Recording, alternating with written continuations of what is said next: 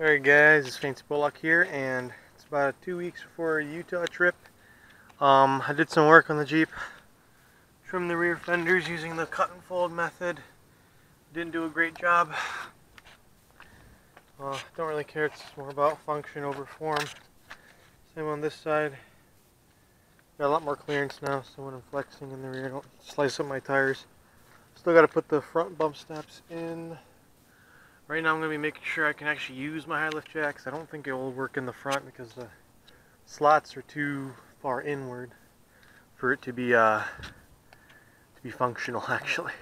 So we'll see if we can do it on the rear bumper or something. So let's get the base off of here if we can even get it off. There it is. That's where I ended up putting the high lift stand. Take that, put that down for a minute. Use that. Put the nut back on so we don't lose it.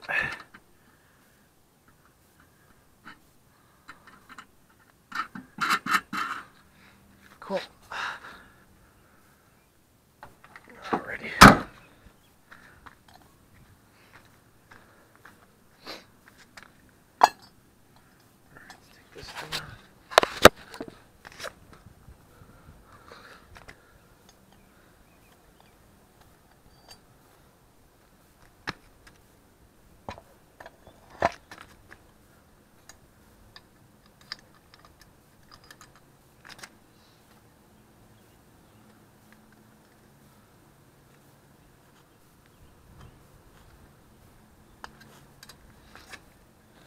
Right.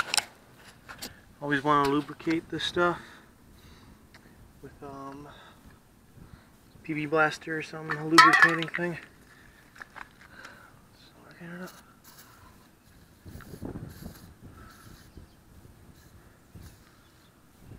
Oh, I got some on my tire. That sucks.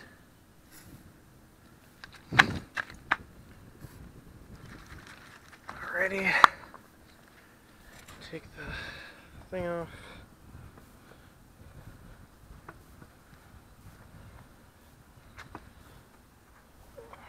It's tight on there, it's good.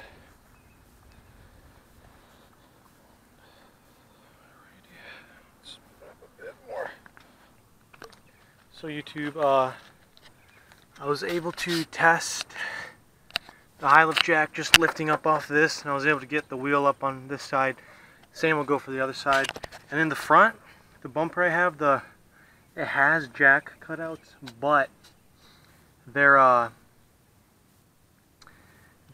too far in, and the jack thing isn't long enough. So what I ended up doing, not the safest thing, but it's solid, is jacking it up on the D-ring mount, because that's just a tester right now, and hopefully an emergency situation or a certain situation I'll do this and do it quickly so it doesn't stay on that. But that's perfectly solid. It's mounted to the frame.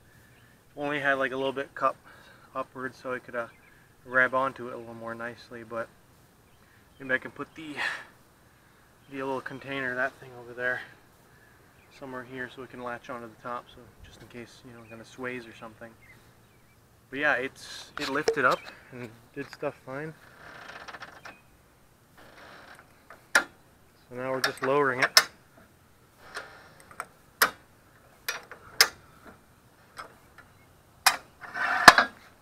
Yep, so it works.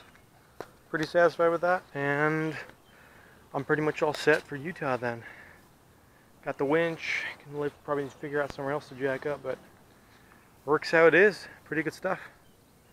So I'll show you guys again my mounting system up here once I get the jack up. Let me see if I can just set this down right there for now.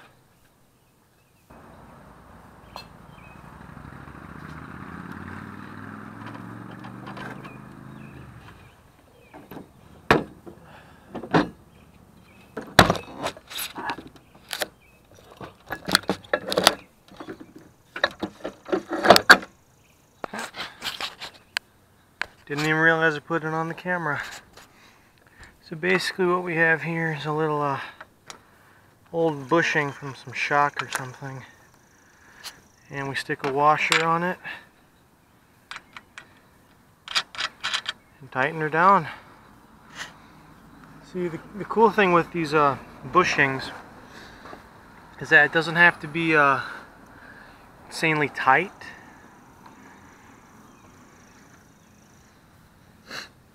All they have to do is be snug enough down, and the bushing acts as a kind of spring, holds it in place. Now there's another bushing I put here so I lift it up, and well, I'm not sure if I'm going to put it in there now, but yeah, so you just tighten those down a bit.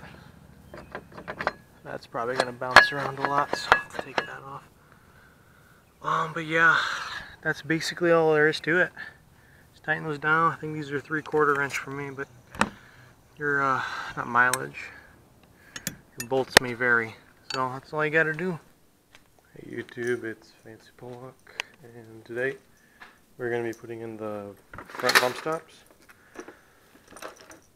I'm going to add this one to the other bit of the video I was making the other day with the Eyeless Jack. This is going to be in preparation for Utah. I'm using one of these strut compressors to do this. So yeah, it's going to be pretty cool. Let me just pull the Jeep inside. So YouTube, I got the compressors on the spring. It's not going to be too bad. There's a lot of room here. But the axle drooped out a whole bunch, so that's all good. Yeah, I can't get my impact on this, so I have to do it by hand. So far it's pretty easy, but it'll eventually get hard, I know. So yeah, that's all I'm doing right now. So YouTube, I got the bump stop in. It's kind of a pain in the butt because a lot of things are in the way. I had to disconnecting the sway bar, lowering it down, and compressing it a bit more at the impact. And yeah, so it's in there now. Now I'm doing the hub. Well, that took about 5 minutes. So we're all done here basically. I'm just going to clean some stuff off and we'll be done with this side. Okay guys, so the driver's side went in a lot easier. It took me like maybe 20 minutes after I got the spring out. But two or three words of advice. One, when you're compressing the spring, a cool thing to do to save yourself some time is take these, jack up the spring and compress it a whole bunch, put them on there, and then lower the jack. It will keep the tension, and then if you still need some more room, you can crank it over with a wrench or impact if you have room. Second thing, to get these bad boys installed, 2 things I had to do that worked for me at least. First thing, spray the tip of them with silicone spray, like this one. Spray the inside of it with silicone spray. And number 2, take a butane torch and heat up the inside, and then put like a piece of wood right here, and then jack it up and kind of adjust it, hit it with the hammer, and put it in there. That made it go, just pop right in. No issues, went right in. It was great. Very happy with that. So those are just some tips for you guys in the future if anyone's doing this, for these Daystar front bump stop extensions. So I got about a 3-inch lift, so these add about 2 or 3 inches, so they should help me bump stop a bit better in the front, so I won't be tearing up the fenders nor my tires. So yeah, it's all installed, and I'm just gonna reattach the sway bar and make a new bushing for it, and we'll be done for today.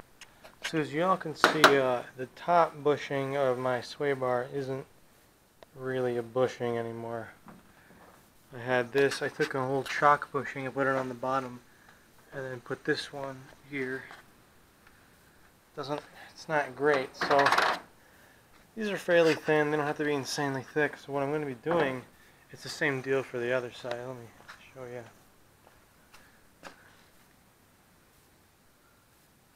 Wherever I put the other side stuff. Oh, it's just done. Same deal for the other side. So what I do, old shock bushing like this, and a handsaw. Cut straight down the middle as straight as you can, and then just go to town on it. Takes a little bit, but it works. And you did the same thing for the bushings on the Eyeless Jack on the roof, so that they act as a spring and hold and run there. I'm really a fan of these type of bushings. You can use them for almost anything.